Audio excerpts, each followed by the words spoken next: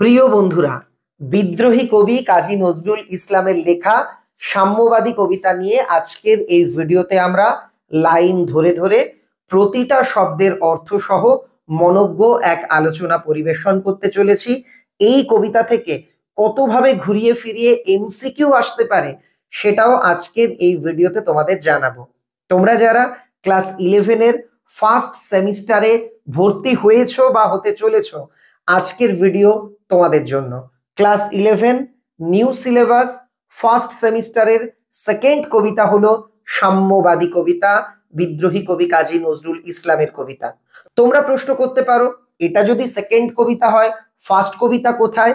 প্রথম তোমাদের যে কবিতাটি সিলেবাসে রাখা হয়েছে তা হলো মাইকেল মধুসূদন দত্তের লেখা ঈশ্বরচন্দ্র বিদ্যাসাগর কবিতা। এই কবিতাটি কিন্তু অলরেডি আমরা আমাদের এই চ্যানেলে আলোচনা করে দিয়েছি। তোমরা যারা দেখোনি, ভিডিওর ফার্স্ট কমেন্টে থাকা লিঙ্কে ক্লিক করো, দেখে নাও সিলেবাসের ফার্স্ট কবিতারও আলোচনা। মূল আলোচনায় যাব তার আগে এই সাম্যবাদী কবিতা সম্পর্কে বেশ কয়েকটা গুরুত্বপূর্ণ তথ্য তোমাদের জানাই। এই কবিতার মূল বাণী বা মর্মবাণী হলো মানুষে মানুষে সমতা বিধান। 1925 সালে কবিতাটি রচিত হয়েছিল। সাম্যবাদী কবিতাটি সাম্যবাদী কাব্যের অন্তর্গত। একই সঙ্গে এই কবিতাটি নজরুল রচনাবলীতেও কিন্তু স্থান পেয়েছে। আমরা আলোচনায় যাওয়ার আগে যদি না জানি যে সাম্যবাদী জিনিসটা কি, এই কথার মানে কি, তবে কিন্তু আলোচনা অসম্পূর্ণ রয়ে যাবে। সাম্য কথার অর্থ সমতা, সাম্যবাদী কথার অর্থ তোমরা নিজেরাই বুঝতে পারছো যে সমতায় যারা বিশ্বাস করে।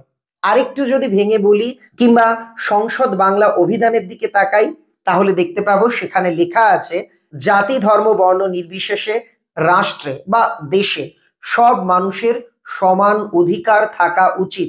এই মতবাদে যারা বিশ্বাসী তারাই সাম্যবাদী। এই কবিতায় কবি প্রতিটি ধর্মগ্রন্থ, প্রতিটি ধর্মের যারা প্রধান বা ধর্মের যারা উপাস্য বা প্রণম্য ব্যক্তিবর্গ, মহাপুরুষেরা রয়েছেন, তাদের নিয়ে এই কবিতায় তিনি একটি মনোজ্ঞ আলোচনা করেছেন। তিনি প্রমাণ সহ দেখিয়ে দিয়েছেন সব ধর্মগ্রন্থ একই কথা বলে, মানবতার কথা বলে, সমতার কথা বলে। সত্যি কথা বলতে কাজী নজরুল ইসলাম কতটা উদার মনের, কতটা অসাম্প্রদায়িক ছিলেন, কতটা সমতার পক্ষে ছিলেন, কতটা মানবতার পক্ষে ছিলেন, সবার উপরে মানুষ সত্য, এই ধারণায় তিনি কতটা বিশ্বাসী ছিলেন। একই সঙ্গে বিভিন্ন ধর্ম সম্পর্কে তিনি কতটা জানতেন, আজকের এই কবিতা পড়লে তোমরা সেটা জানতে পারবে, তোমরা শিহরিত হবে। আলোচনা শুরুর আগে ছোট্ট আবদার, ভিডিওটা ভালো লাগলে লাইক করো, চ্যানেলে নতুন হয়ে থাকলে চ্যানেলটিকে সাবস্ক্রাইব করে পাশের বেল আইকন প্রেস করতে একেবারেই ভুলো না। তোমরা জেনে অবাক হবে, এখনো পর্যন্ত যা আপডেট সেই অনুযায়ী ক্লাস 11-এর পাঠ্য বই হাতে পেতে পেতে তোমাদের মে মাস পর্যন্ত সময় লাগতে পারে। বাজারে কোনো নোট বইও বেরোয়নি, নোট বইগুলো বেরোতেও যেটা জানা যাচ্ছে মে মাস পর্যন্ত লেগে যেতে পারে। কিন্তু তার আগে বলা ভালো, পশ্চিমবঙ্গের ছাত্রছাত্রীদের জন্য সবার আগে আমরা সম্রাট এক্সক্লুসিভ এই ভিডিও নিয়ে হাজির হলাম। তোমরা পাশে ছিলে বলেই এটা সম্ভব। আমরা প্রমাণ করে দেখালাম আমরা প্রথম থেকেই প্রথমে। কি বলছো বন্ধুরা? তোমাদের মতামত আমাকে কমেন্টে অবশ্যই লিখে জানিও, কিন্তু তার আগে মনোযোগ দিয়ে দেখে নাও এই কবিতার সম্পূর্ণ আলোচনা। গাহি সাম্যের গান। কবি বলছেন, আমি সাম্যের গান গাইছি, আমি সমতার গান গাইছি, আমি সমতার কথা বলছি। যেখানে আসিয়া এক হয়ে গেছে সব বাধা ব্যবধান, যেখানে মিশেছে হিন্দু বৌদ্ধ মুসলিম খ্রিস্টান। কবি বলতে চেয়েছেন আমরা যদি সাম্যের গান গাইতে পারি তবে সমস্ত বিধি নিষেধের বেড়াজাল ভেঙে যাবে। হিন্দু বৌদ্ধ মুসলিম খ্রিস্টান সহজে ধর্মীয় বিভাজন সবকিছু ভেঙে আমরা এক হয়ে উঠব, আমাদের হৃদয় ধর্ম প্রকাশিত হবে। এখানে তোমরা জানো হিন্দু বৌদ্ধ মুসলিম খ্রিস্টান প্রত্যেকটাই আলাদা আলাদা ধর্মের নাম। এই লাইন দুটির দ্বারা নজরুল মূলত হৃদয় ধর্ম বা অন্তরের ধর্মই যে বড় ধর্ম, মানব ধর্মই যে বড় ধর্ম, এটার কথা বলেছেন। তিনি বোঝাতে চেয়েছেন সবার উপরে মানুষ সত্য, এই সত্যটাই কিন্তু এই লাইনের মধ্যে দিয়ে তিনি কার্যত ফুটিয়ে তুলেছেন। গাহি সাম্যের গান, কে তুমি? পার্সি, জৈন, ইহুদি, সাঁওতাল, ভিল, গারো, কনফুসিয়াস, চারবকচালা, বলে যাও, বলো আরো। তিনি এখানে একাধিক জাতি, উপজাতি এবং মতবাদের স্রষ্টাদের কথা বলেছেন। তিনি বলছেন কে তুমি? হতে পারো তুমি পার্সি, পার্সি মানে পারস্য বা ইরানের আর কি অধিবাসী। হতে পারো তুমি জৈন, তার মানে তুমি জৈন ধর্মাবলম্বীও হতে পারো। তোমরা প্রত্যেকেই জানো যে মহাবীর এই ধর্ম প্রতিষ্ঠা করেছিলেন, জৈন ধর্ম। তো বলছে তুমি পার্সি হতে পারো, তুমি জৈন হতে পারো, তুমি ইহুদি অর্থাৎ হিব্রু সম্প্রদায়ের হতে পারো, তুমি সাঁওতাল, সাঁওতাল আর ভিল দুটো বাংলার আদিম জনগোষ্ঠী বা আদিবাসী, তো তুমি সাঁওতাল হতে পারো, তুমি ভিল হতে পারো, তুমি পার্বত্য অঞ্চলের জনগোষ্ঠী বা গারো জনগোষ্ঠীর কেউ হতে পারো, তুমি হতে পারো কনফুসিয়াস। দেখো এখানে যে বিশিষ্ট ব্যক্তিদের নাম বলা হচ্ছে, যে ধর্মগ্রন্থের নাম বলা হচ্ছে, ধর্মের নাম বলা হচ্ছে, এগুলো তোমরা খুব ভালো করে আত্মস্থ করবে, সব জায়গা থেকেই কিন্তু এমসিকিউ আসবে। কনফুসিয়াসকে, তিনি ছিলেন চীন দেশের একজন বিখ্যাত দার্শনিক এবং চিন্তাবিদ। তিনি খ্রিস্টপূর্ব অর্থাৎ যীশু খ্রিস্টের জন্মের 551 বছর আগে 28শে সেপ্টেম্বর তারিখে কিন্তু জন্মগ্রহণ করেছিলেন।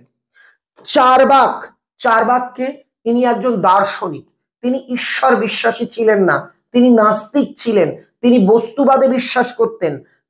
চারবাক, তুমি হতে পারো চারবাক চেলাও, তার অনুগামী, তার শিষ্য, বলে যাও, আরো হয়তো অনেক বিভেদ আছে, আরো অনেক ভাগ আছে, তুমি বলো, সব বলো।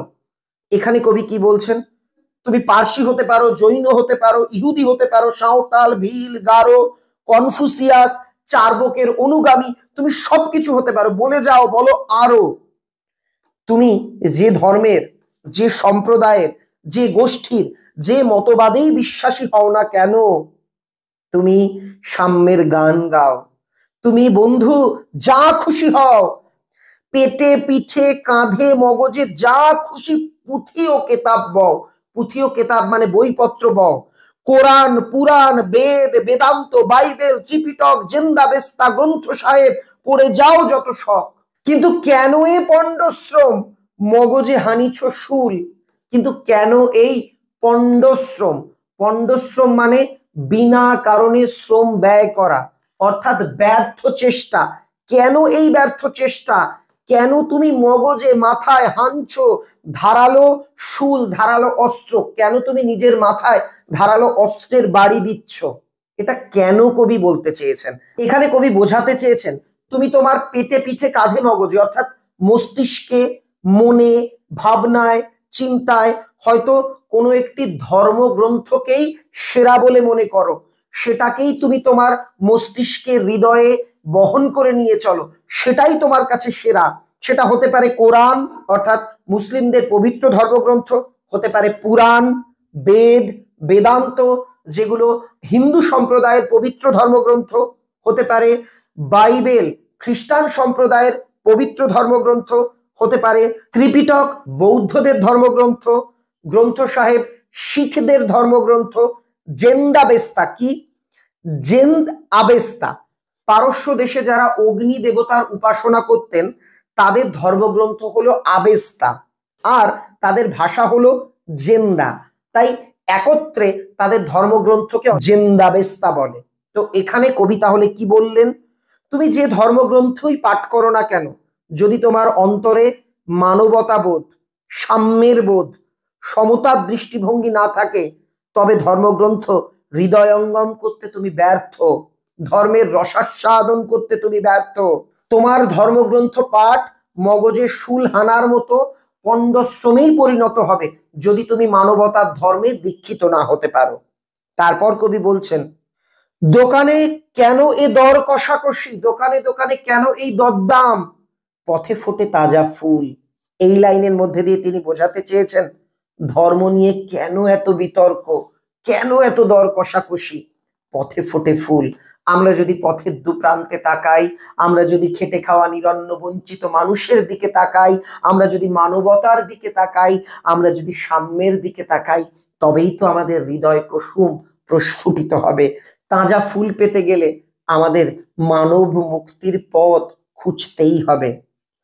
তোমাতে রয়েছে সকল কেতাব, সকল কালের জ্ঞান, সকল শাস্ত্র খুঁজে পাবে, সখা খুলে দেখো নিজ প্রাণ।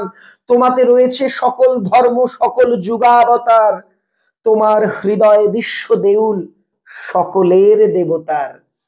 তার মানে এখানে কবি বলছেন হৃদয়টাই সবচেয়ে বড়, মানুষের হৃদয়েই ঈশ্বরের অধিষ্ঠান। আমরা মন্দির, মসজিদ, গির্জা, গুরুদুয়ারাতে ঘুরে ঈশ্বরকে খুঁজি, কিন্তু সেই ঈশ্বর আমাদের হৃদয়েই আছেন। আক্ষরিক অর্থটা তোমরা একটু বুঝে নাও। তোমাতেই রয়েছে সকল কেতাব, বইয়ের সকল জ্ঞান, সকল সময়, সকল কালের জ্ঞান, সকল শাস্ত্র তুমি খুঁজে পাবে। তোমার নিজের প্রাণটা যদি দেখো, নিজের হৃদয়টা যদি দেখো, তার মানে পৃথিবীর সকল গ্রন্থের সমস্ত জ্ঞান আমাদের মানব হৃদয়ে সঞ্চিত আছে। আমরা যদি মানবতার পথে হাঁটি, আমরা যদি সমতার পথে হাঁটি, আমরা যদি সমস্ত মানুষকে ভালোবাসি, তবে দেখবে আমরা সমস্ত ধর্মগ্রন্থকে সম্মান করছি, কারণ সমস্ত ধর্মগ্রন্থ মানুষকে ভালোবাসার কথাই বলে। তোমাতে রয়েছে সকল ধর্ম, সকল যুগাবতার, যুগে যুগে নানা অবতার, নানা মনীষীরা, নানা মহামানব এই ধরাধামে অবতীর্ণ হন মানুষকে উদ্ধার করতে। তারাও আমাদের হৃদয়ে, তোমার হৃদয়ে রয়েছেন। তোমার হৃদয় বিশ্ব দেউল, তোমার হৃদয় বিশ্বের মন্দির, দেউল মন্দির সকলের দেবতার। যেখানে দেবতারা থাকেন, তোমার হৃদয়টা সেই দেবতার দেউল, দেবতার আসন। মানব হৃদয়কে সকল দেবতার সবচেয়ে বড় উপাসনালয়, এটাই কবি বলেছেন। কবি বলেছেন বড় বড় মন্দিরে ভগবান নেই রে, আছে আমাদের হৃদয়ে। এই হৃদয়টাই তো সবচেয়ে বড় দেবত্র ভূমি। কেন খুঁজে ফেরো দেবতা ঠাকুর মৃত পুঁথি কঙ্কালে?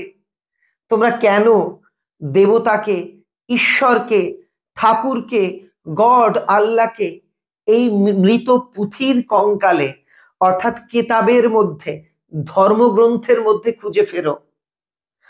হাসিছেন তিনি অমৃত হিয়ার নিভৃত অন্তরালে। আমরা ঈশ্বরকে যখন পুঁথির মধ্যে হাতড়ে বেড়াই, সেই ঈশ্বর আমাদের হৃদয়ে, আমাদের হিয়াতে, অন্তরালে, সবার আড়ালে থেকে হাসেন। আমাদের মূর্খামি দেখে তিনি হাসেন। কেন? তিনি যে আমাদের হৃদয়ে রয়েছেন, মনের মানুষ আমাদের মনে রয়েছে, অথচ আমরা তাকে হৃদয়ে না খুঁজে আমরা খুঁজে ফিরি কোথায়? কেতাবে, ধর্মীয় অনুষ্ঠানে। এটাই কিন্তু কবি এখানে বোঝাতে চেয়েছেন। জ্ঞানহীন মানুষ পুরনো পুঁথি, কেতাবে বিধাতাকে খুঁজে গলদঘর্ম হয়, কিন্তু প্রত্যেক মানুষের হৃদয়ের মণিকোঠাতেই বিধাতার অবস্থান, এটা কিন্তু তারা বোঝেন না। বন্ধু, বলিনি ঝুট, বিশ্বাস করো বন্ধু, মিথ্যে বলিনি। হৃদয়ে বিধাতা আছে, এটা মিথ্যে নয়। প্রত্যেক মানুষের অন্তরে, প্রত্যেক মানুষের হৃদয়ে ঈশ্বর, আল্লাহ, গড, তার অবস্থান, এটা মিথ্যে নয়, এটাই সত্য। এইখানে এসে লুটায় পড়ে সকল রাজমুকুট। মানুষের হৃদয় সকল জ্ঞানের উৎস, তাই এখানে যেন সকল রাজমুকুট লুটিয়ে পড়ে, অবনত হয়। এই হৃদয়ে সে নীলাচল, কাশী, মথুরা, বৃন্দাবন। এই হৃদয় নীলাচল, নীল পর্বত, জগন্নাথ ভূমি। আমাদের এই হৃদয়ই হলো নীলাচলের মতো পবিত্র ভূমি, কাশীর মতো পবিত্র ভূমি। আর মথুরা, বৃন্দাবন, এগুলো তো আমরা জানি হিন্দুদের পবিত্রতম ধর্মস্থান। বুদ্ধ গয়ায়, জেরুজালেমে, মদিনা কাবা ভবন। আমরা জানি বুদ্ধ গয়া হচ্ছে বৌদ্ধদের ধর্মস্থান। জেরুজালেম এমন একটা জায়গা, এটা তিনটে ধর্মের মানুষের কাছে পবিত্র ধর্মস্থান। এক, ইসলামে যারা বিশ্বাসী অর্থাৎ মুসলমান। দুই, ইহুদি এবং খ্রিস্টান, তাদের কাছে এটা পবিত্র ভূমি। আর কি বলা হয়েছে? মদিনা কাবা ভবন। তোমরা জানো মক্কা মদিনার কাবা ভবনের কথা, সেটা এখানে বলা হয়েছে। মসজিদ এই, মন্দির এই, গির্জা এই হৃদয়, কবি বলছেন মন্দির, মসজিদ, গির্জা, সমস্ত ধর্মের ধর্মস্থান সবই এই হৃদয়, সবই এই মানব হৃদয়। তারপর তিনি আরো বলছেন, এখানে বসে ঈশা মুসা পেল সত্যের পরিচয়। নিজের হৃদয় ধর্মকে অনুসরণ করে আমাদের প্রত্যেকের হৃদয়ে যে সাম্যবাদ আছে, মানুষের প্রতি ভালোবাসার বার্তা আছে, আমাদের হৃদয়ে যে মানবতা আছে, সেই মানবতার পথে হেঁটে ঈশা মুসা সত্যের পরিচয় পেয়েছিল। ঈশা মুসা দুজন নবী। নবী কথার অর্থ ঈশ্বর প্রেরিত দূত। প্রথমজন খ্রিস্ট ধর্মের, দ্বিতীয়জন ইসলামপন্থী যারা যারা মুসলমান, তাদের চোখে কিন্তু তারা মহাপুরুষ, তারা ঈশ্বর প্রেরিত দূত ছিলেন। সেটাই বলা হয়েছে যে সেই দুইজন ঈশ্বর প্রেরিত দূত কিন্তু হৃদয় ধর্মের কথা হৃদয়ঙ্গম করে তারা সত্যের পথে সত্যের প্রকৃত পরিচয় পেয়েছিলেন। কোন সত্য? হৃদয় ধর্মই যে সত্য, সেই পরিচয় তারা পেয়েছিলেন। এই রণভূমে বাঁশির কিশোর গাহিলেন মহাগীতা।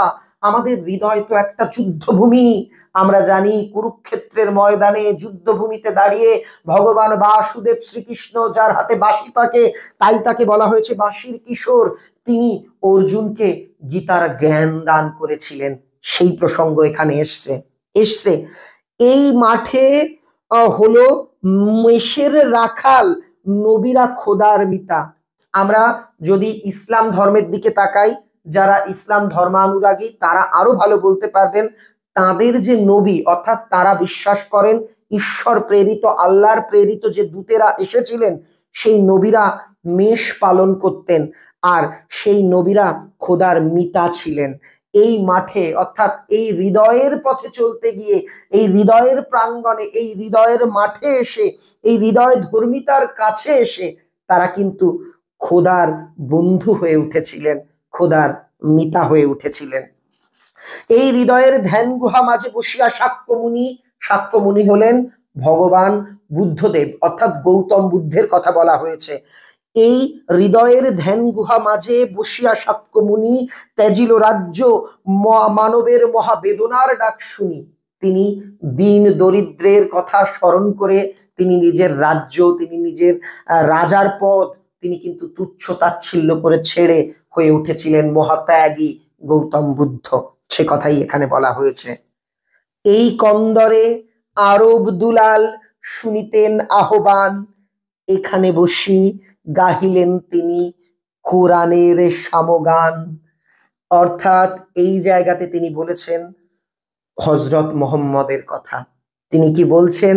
এই কন্দরে, কন্দর কথার অর্থ হলো পাহাড়ের মধ্যে যে ফাটল বা গুহা থাকে তাকে বলা হয় কন্দর, কিন্তু এখানে কন্দর বলতে হৃদয়ের গভীরের কথা বোঝানো হয়েছে। এই হৃদয়ের কন্দরে আরবের দুলাল অর্থাৎ হযরত মুহাম্মদ শুনিতেন আহ্বান, তিনি হৃদয়ের আহ্বান শুনেছিলেন। তিনি মহান, তিনি হৃদয়ের আহ্বান শুনেছেন। এখানে বসি গাহিলেন তিনি কোরআনের সামগান, তিনি এই হৃদয়ের ডাকে সাড়া দিয়েই কোরআনের সাম্যের বাণী তিনি কিন্তু প্রচার করেছিলেন, তিনি সাম্যের গান গেয়েছিলেন।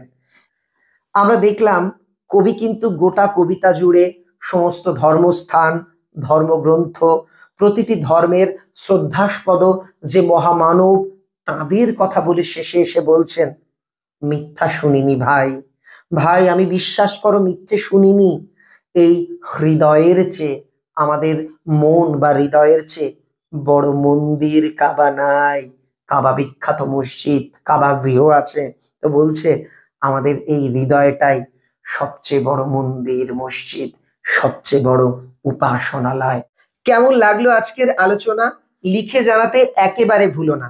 ইউটিউবে আমরাই কিন্তু একাদশ শ্রেণীর ফার্স্ট সেমিস্টারের ছাত্রছাত্রীদের জন্য এই ভিডিও প্রথম আপলোড করলাম। তোমরা আমাদের পরিবারের প্রাণ, তোমাদের উপস্থিতি প্রতি মুহূর্তে আমাকে উজ্জীবিত করে। আমরা এমসিকিউ এ আসবো, কিন্তু তার আগে একটা বিষয় বলি। তোমরা অনেকেই লিখছো স্যার সব গল্প পড়িয়ে দিন, কেন সম্ভব হচ্ছে না জানো তো? সবকটা গল্প, প্রবন্ধ, নাটক একেবারে নতুন, সেগুলো আমাদের নিজেদের পড়তে হচ্ছে, জোগাড় করতে হচ্ছে, কারণ বইও হাতে নেই। তোমাদের জন্য সেটা নিয়ে বিভিন্ন সমালোচক বা বিশ্লেষকের লেখা এই গল্প, সেই প্রবন্ধ নিয়ে কে কি লিখেছেন সেটা পড়তে হচ্ছে, তারপর সেই বিষয় নিয়ে ভিডিও তৈরি করতে হচ্ছে। পরপর 5-6 দিন অন্তর অন্তর নতুন নতুন ভিডিও অবশ্যই আসবে। মনে রাখবে, ভিডিও পোস্ট বড় কথা নয়। আমি ধরো সবকটা গল্প কবিতা পরপর দিয়ে দিলাম, লাভ কি হবে যদি তুমি না পড়ো? আমার বলার উদ্দেশ্য একটাই, আমি কষ্ট করে ভিডিও বানাচ্ছি, আরো বানাবো, দরকার হলে আরো বেশি বেশি ভিডিও দেব, কিন্তু তোমাকেও কথা দিতে হবে প্রতিদিন তুমি কিন্তু এই যে পড়াগুলো আমি দিচ্ছি, যা পড়াচ্ছি, সেটা বাড়িতে বারবার রিভিশন দেবে। তোমরা অনেকেই বলছো কবিতাগুলো যদি পিডিএফ পেতাম ভালো হতো পড়তে। একদম ঠিক, তোমাদের সুবিধার্থে আমি পিডিএফ দিয়ে দেব আমাদের টেলিগ্রাম চ্যানেল এবং আমাদের হোয়াটসঅ্যাপ চ্যানেলে। যার যেটা আছে সেখানে গিয়ে তোমরা জয়েন হও। তোমাদের আমি খুব তাড়াতাড়ি 1-2 দিনের মধ্যেই এই দুটো কবিতা, যে দুটো আমি পড়িয়েছি, তার পিডিএফ দিয়ে দেব।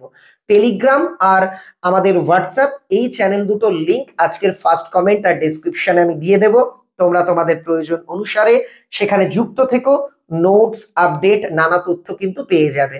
আবার জিজ্ঞেস করছি, সত্যি বলবে আমাদের আলোচনা, আমাদের এই পদক্ষেপ কেমন লাগছে? যখন বই নেই, বই আসতে এখনো 3 মাস দেরি, নোট বইয়ের তো নামগন্ধ নেই, তখন আমরা পড়ছি, বাংলার ছাত্রছাত্রীরা পড়ছে। সত্যি কথা বলতে তোমাদের রেসপন্স পেয়ে, তোমাদের সাড়া পেয়ে আমি নিজে খুব উজ্জীবিত হচ্ছি, আমার খুব ভালো লাগছে। এভাবেই পাশে থেকো, এভাবেই পড়াশুনোটাকে চালিয়ে যেও। মনে রাখবে, আমি কিন্তু কোনো আলাদাভাবে অনলাইনে পড়াই না, বা আমি কোনো কোর্সও বিক্রি করি না। যারা করেন তাদের প্রতি আমার পূর্ণ সম্মান আছে, তারা নিশ্চয়ই ভালো কিছু কোর্স আকারে তোমাদের সামনে তুলে ধরেন, কিন্তু আমার সবটুকুই তোমাদের জন্য, সবার জন্য উজাড় করে দেওয়া। আমার স্পেশাল কিছু নেই যে আমার কোর্সে এসো বা এতে এসো। তোমরা প্রত্যেকে এই ভিডিওগুলো দেখবে, প্রত্যেকে শিখবে, প্রত্যেকে বাড়িতে সেটা প্র্যাকটিস করবে, স্কুলের শিক্ষকরা যখন পড়াবে তাদের আলোচনা শুনবে। আমার দৃঢ় বিশ্বাস তোমার রেজাল্ট ভালো হবেই হবে। আর হবে না কেন বলো তো? গোটা বিষয়টা তোমার মেমোরিতে কিন্তু সেভ হয়ে যাবে। মানছো তো আমার এই কথাটা? এবার চলে আসি এমসিকিউ এ। দেখো, প্রথম লাইনে আছে গাহি সাম্যের গান। এখানে দিল কবি গাইছেন এক, ধরো দিল ধর্মের গান, খ দিয়ে দিল ধর্ম নিরপেক্ষতার গান, গ দিয়ে দিল মানবতার গান, ঘ দিয়ে দিল সাম্যের গান। তাহলে উত্তর হবে সাম্যের গান। সাম্যবাদী কবিতার মূল কাব্যগ্রন্থ অগ্নিবীণা, বিষের বাসী, সর্বহারা, সাম্যবাদী। লিখবে সাম্যবাদী। তোমায় দিল সাম্যবাদ কথার অর্থ হলো, 4টে অর্থ দিল, তার মধ্যে যেটা সঠিক তোমরা লিখবে। কনফুসিয়াস, চারবাক, এরা কারা? এদের ওপর এমসিকিউ আসতে পারে। ত্রিপিটক, জেন্দাবেস্তা, গ্রন্থ সাহেব, কোনটা কাদের ধর্মগ্রন্থ? এটার উপর এমসিকিউ আসতে পারে। কোথায় তাজা ফুল ফোটে? 4টে অপশন দিল, হৃদয়ে, পথে, বাগিচায়, অরণ্যে। এই রকম প্রশ্ন হতে পারে। প্রশ্ন, আচ্ছা এটার উত্তর তোমরা আমাকে লিখে জানাও তো। ফোটে তাজা ফুল, কোথায় তাজা ফুল ফোটে? তারপর ধরো প্রশ্ন হলো সকল শাস্ত্রকে খুঁজে পাওয়া যাবে কোথায়? উত্তর নিজের প্রাণে। এটা ধরো 4টে অপশন দিয়ে দিল অন্য অন্য রকম। লাস্ট লাইনটা খুব আর কি গুরুত্বপূর্ণ, এই হৃদয়ের চেয়ে বড় মন্দির কাবা নাই। কবি মন্দির কাবার চাইতে বড় বলেছেন, 4টে অপশন দিয়ে দিল হৃদয়কে। এই রকম ভাবেই তারপর ধরো আরব দুলালকে, মেষের রাখালকে, কে খোদার মিতা, তারপর ধরো ঈশা মুসা কারা, বাঁশির কিশোরকে, এই অংশগুলো, তারপর জেরুজালেম, মদিনা, বুদ্ধগয়া, কোনটা কাদের ধর্মস্থান, এই জাতীয় ছোট ছোট প্রশ্ন কিন্তু এমসিকিউ আকারে দেওয়া হবে। তোমরা জানো ফার্স্ট সেমিস্টার শুধুমাত্র এমসিকিউ। আর অনেকে একটা প্রশ্ন করেছো, আচ্ছা সেকেন্ড সেমিস্টারে উঠলে ফার্স্ট সেমিস্টারের গল্প কবিতাগুলো থেকে কি বড় প্রশ্ন আসবে? একদম নয়। ফার্স্ট সেমিস্টারের পড়া ফার্স্ট সেমিস্টারেই শেষ হয়ে যাবে। সেকেন্ড সেমিস্টারে যে গল্প কবিতা যা যা আছে সেগুলো থেকে বড় প্রশ্ন, অন্যান্য প্রশ্নগুলি করা হবে। আজকের আলোচনা যদি ভালো লাগে, তোমার প্রিয় বন্ধু বান্ধবীর কাছে ভিডিওটা শেয়ার করে দাও, যাতে তারাও বাড়ি বসে নিজের পরীক্ষা প্রস্তুতি শুরু করে দিতে পারে। সবার জন্য অনেক অনেক শুভকামনা আর ভালোবাসা রইল।